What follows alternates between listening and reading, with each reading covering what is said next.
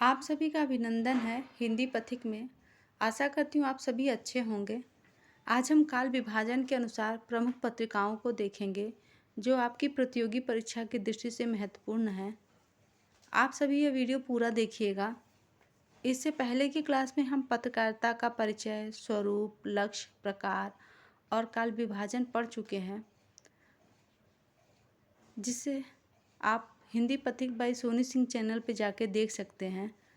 तो चलिए शुरू करते हैं आज की क्लास, जिसमें हम आज की प्रमुख पत्रिकाओं को देखेंगे। भारतेंदु युगीन पत्रकारिता, जिसका समय है 1826 से 1867 ईस्वी। पत्रकारिता आधुनिक विज्ञान की देन है। अंग्रेजों के भारत आगमन के साथ ही पत्रकारिता का आरंभ हुआ और उसका विकास भी। भारत में प्रेस स्थापना का श्रेय ईसाई मिशनरियों को जाता है। उन्होंने अपनी भाषा के प्रचार प्रसार, ईसाई धर्म के प्रचार हेतु भारत में अनेक स्थानों पर प्रेस की स्थापना की। किसके लिए स्थापना की? अपनी भाषा के प्रचार प्रसार और अपने धर्म के प्रचार प्रसार हेतु उन्होंने क्या की? प्रेस की स्थापना की। सर्वप्रथम गोवा में 6 सितंबर 1556 ईस्वी को जर्मन ईसाई पादरी जेगेन वाल्क ने प्रेस की स्थापना की। इसके माध्यम से देशवासियों में नई चेतना का विकास देखने को मिला। इसके माध्यम यानी प्रेस के माध्यम से पत्र पत्रिकाएं प्रकाशित कराकर लोगों का पत्रकारिता के प्रति रुचि पैदा की।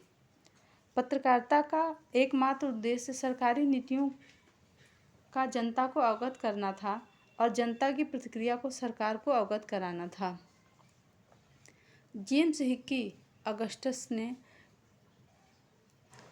हिक्की गजट या बंगाल गजट कहेंगे या कलकत्ता जनरल एडवाइजर का प्रकाशन किया। तो ये ध्यान रखिएगा, किसने प्रकाशन किया था? जेम्स हिक्की अगस्टस ने। ये तीनों एक ही पत्र है, तो इसका जो है प्रकाशन किया था। चलिए हम प्रमुख पत्रिकाओं में देखेंगे। उदंत मार्तंड, जिसका समय 1826 ईस्वी है, हिंदी का प्रथम साप्ताहिक पत्र था। 30 मई को राष्ट्रीय हिंदी पत्रकारिता दिवस के रूप में मनाया जाता है। प्रत्येक मंगलवार को प्रकाशित होती थी। इसका आकार फुल स्केप था, 8 आना में मिलता था। उस समय के बाजार भाव, देश विदेश के समाचार, जहाज का समय, मनोरंजन का समाचार प्रकाशित होते थे।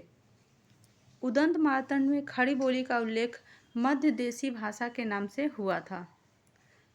आगे पत्रिका देखते हैं बंगदूत, जिसका समय 1829 ईस्वी है। इसके संपादक राजा राम मोहन राय थे। बंगदूत साप्ताहिक संस्करण 10 मई 1829 को कलकत्ता से प्रकाशित किया गया। यह पत्र अंग्रेजों द्वारा हिंदी में छपता था। इसकी भाषा बंगला भाषा मिश्रित हिंदी थी।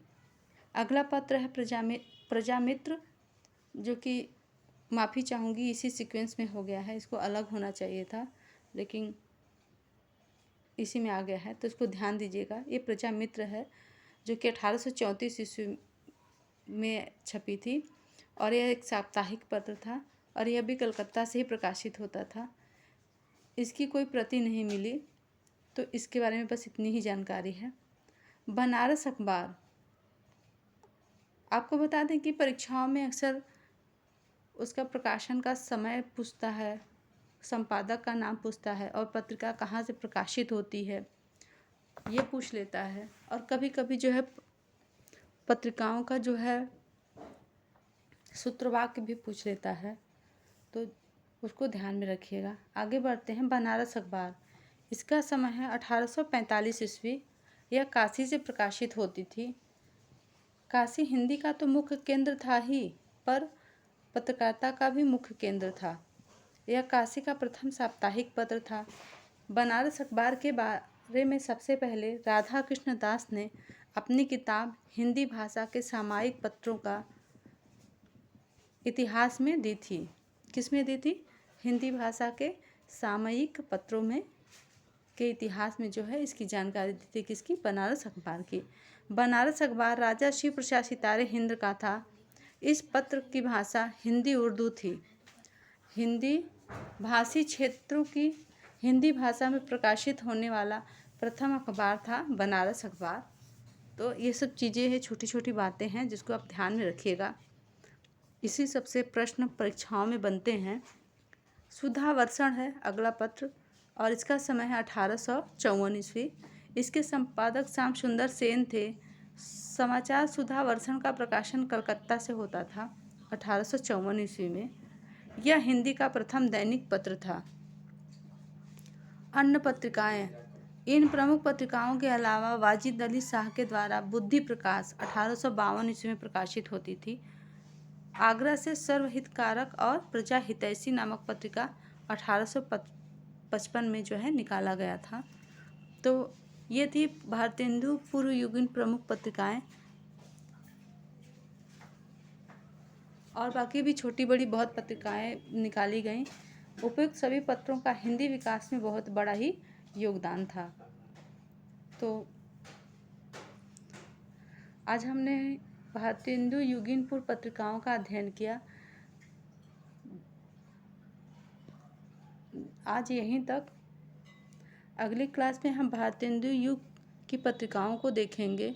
अगर आपको क्लास अच्छी लगी हो या आपके आगामी परीक्षा के लिए उपयोगी लगे तो सब्सक्राइब कर लें और अपनी प्रतिक्रिया कमेंट बॉक्स में अवश्य दें। धन्यवाद।